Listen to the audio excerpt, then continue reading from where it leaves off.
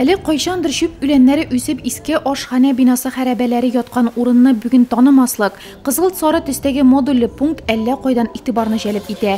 Бу вакыйгага шатланучылар арасында Гүзәл Лотфуллина да бар. 14 еллап авыл җирлеген җитәкләгән ханым сөенечен яшерә алмый. Бүгенге көндә уже шушындай авыл уртасында шушындай матур фап урнашуы бик күңелле. Җомга көнне башланган эш хәерле була диләр. Хәерлесе белән булсын. Фабы торсын, чирләүчеләр булмасын. Яңа туган 3 бала, 300-дән артык пенсионер, барлыгы 800-гә якын авыл кешесе. Медицина хезмәткәрләре шулкадәр халыкка ярдәм күрсәтә. Иске фапта шартлар да, тиешле җиһазлар да юк иде ди алар. Суда юк, канализация да юк иде монда.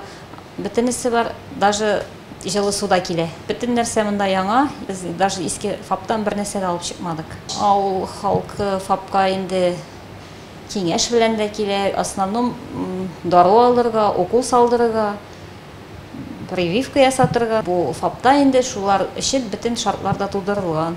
ФАП раньше располагался. Элек медицина пункты Янәшәдәге балалар бакчасы бинасында урнашкан иде. Ул иске балалар бакчасына капиталь ремонт ясаганда да анда берни дә үткәрелмәде. Шуңа да шартлар бик начар иде. Монысында бөтенләй башкача булачак.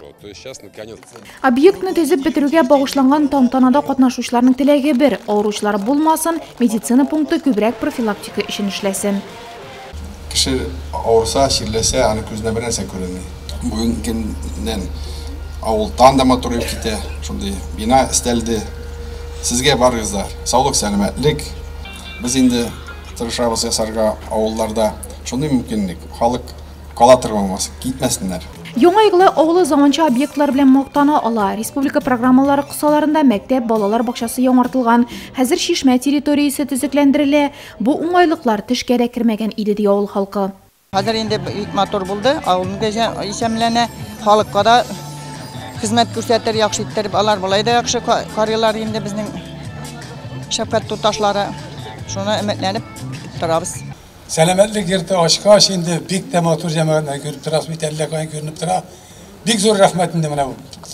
Бүгенге Нурлат районында 16 модульле фельдшер-акушерлык пункты эшләп килә.